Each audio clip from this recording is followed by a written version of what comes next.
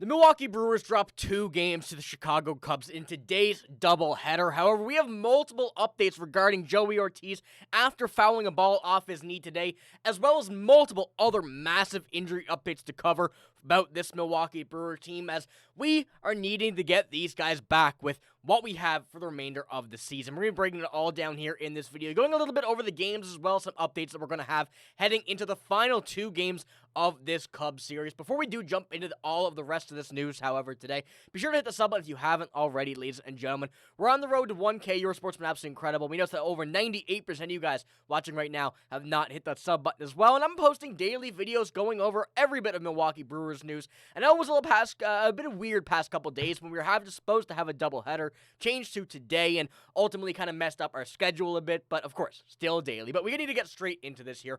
I want to first touch on the game a little bit. And going over this, I'm not diving too much into it because obviously wasn't the greatest set of games today. Nothing was going the Brewers' way. Just a lot of misses on little, minor things across these games here. And of course, a big 7-0 win yesterday. That was a very important game. And who knows what would have happened if the doubleheader had to be yesterday and today was one sole game. I think that the Brewers, after coming off that game, had a mindset going into it and ultimately got delayed.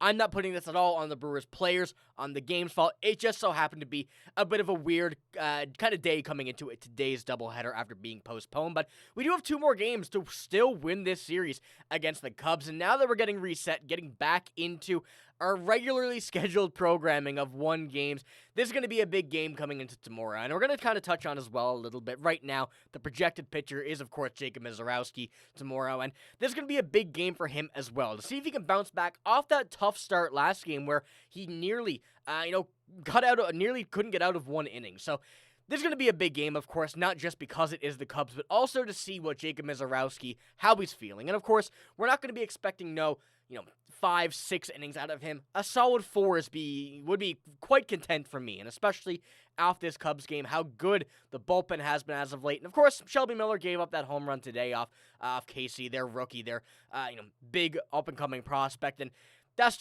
just part of the game. That's going to happen, stuff like that, even though we saw some very good pitches and a very good set of strikeouts there from Shelby Miller in that earlier game. But tomorrow's game, I think, is what we got to keep our focus on now today, and especially what's going to be happening over the next few games. With players coming back, injuries coming, injuries being healed up and getting players back is going to be the big important thing. And I do have, I believe, 5 injury updates that we're going to break down here today. And of course, this is going to have some big impact going into, not necessarily this series against the Cubs, but going forward for the remainder of the month, where we end off this month playing the Toronto Blue Jays. But going into this, first of all, of course, Joey Ortiz, as I mentioned, this was the most recent one. The x-rays are negative for Ortiz, but he does have a bruised knee and also some stomach issues today. So Pat Murphy said he will not play tomorrow on Wednesday, going over, to keep him healthy. That's the big thing. Joey Ortiz has been pretty hot lately he's always hot on the field, but especially at the plate as well. He's been really finding his game, so you don't want to take him out of his rhythm by putting him on the IL or nothing. Let him rest up, let him get healthy for the remainder of, this month, and have him come back better than ever, and I think that's what this team is anticipating from Joey Ortiz, especially the way he has been playing about lately. So, positive note there, x-rays are negative, and just keep him out a game tomorrow. Don't spread any sickness around the locker room as well, it's a big thing. But heading in to our next update, Brewers medical issues, of course, Todd Rosiak has a lot of stuff here, so shout out to him for all of this stuff. But Jackson Chourio is completing base running, hitting, and defensive work without issue. His rehab assignment in AAA Nashville will commence on Friday. So this does not necessarily mean that we're close just yet on Jackson Chourio returning. We're going to keep the schedule the same. Keep it towards the end of the month is what we were expecting.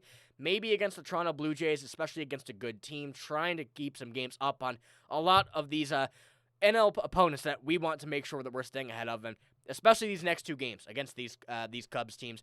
They're going to be very good, and we got to get these wins here. As a 9-game above the record for the Cubs, got down to 7 today. So we need to make sure that we're keeping this at a reasonable number, keep them out of out of reach from this team. So Jackson Chourio returning will be a big one for that. But continuing on as well, DL Hall,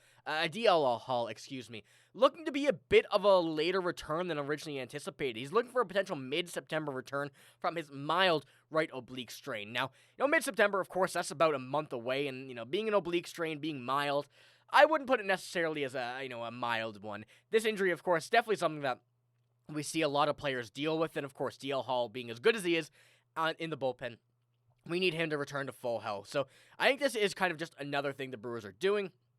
Maybe keeping some of these players out a little bit longer than initially anticipated, or their scheduled return date, just to make sure that this team is being fresh towards the beginning of the postseason. And of course, as we get towards the later half of the season, but you still do need to, get your wins now. You can't afford to drop some of these games, especially with the Cubs if they continue to stay hot, and if the Brewers continue to be injured, you don't want to drop those games. So DL Hall right now, mid-September, is what it's looking like. Of course, all from Todd Rosiak here. Speaking of another return that is a little bit later than originally anticipated, Logan Henderson is receiving conservative care. So, like I mentioned, he's going to be a little bit longer than we anticipated.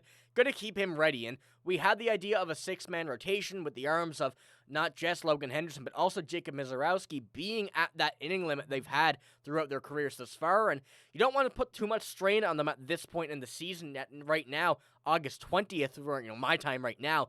And, when you get down to October, that's going to be an extra, 10, 15 games perhaps.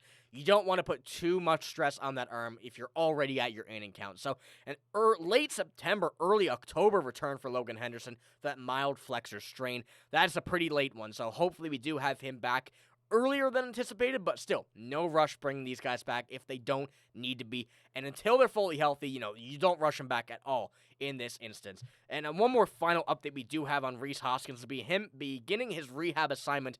He began, I should say, tonight in AAA Nashville. So that's a good step forward as well for Rhys Hoskins coming back. Now, we've spoken a little bit about what this means for Andrew Vaughn, and I really don't think it means too much. Andrew Vaughn is going to be in this lineup no matter what. As good as he's playing, as important he's been to this team since being acquired, they're not going to just take him out and put Rhys Hoskins back in. I see Rhys Hoskins as just another positive power bat, especially when you're seeing so many people go down with injury. Whether or not we do end up keeping Christian Yelich regularly in left field instead of DH, that'll be something I think we're going to have a look at too. And, I don't think they're going to be putting Rhys Hoskins back into every game, forcing him into every game. But this is all some positive updates that we do have here today. Of course, we're going to have more updates on some roster moves being made tomorrow. So expect a video tomorrow morning before the game, or tomorrow afternoon, whatever time you may be watching it. And when we do get these updates, as now we're going to have a pitcher come back down likely, with the doubleheader now behind us. So hopefully we see a big bounce back tomorrow from this Milwaukee Brewers team. I'm anticipating it after, a bit of a sketchy doubleheader when it was supposed to be yesterday, ended up being today. We had a lot of issues on that front, but hopefully we see this team bounce back. And of course, it's a lot of lucky bounces that made these losses tonight for the Brewers really stand out. But we're going to see a big bounce back tomorrow, and let me know what you think about all the news here that we have in this video. But that's all I got. If you did enjoy, give it a like, hit the sub button as well. And your guys' sport's been absolutely incredible as of late. And like I said, we're on the road to 1,000 subscribers, and that is on you guys. Your guys' sport, like I said, it's been incredible. So thank you for watching. Hope you have a great day. See you later.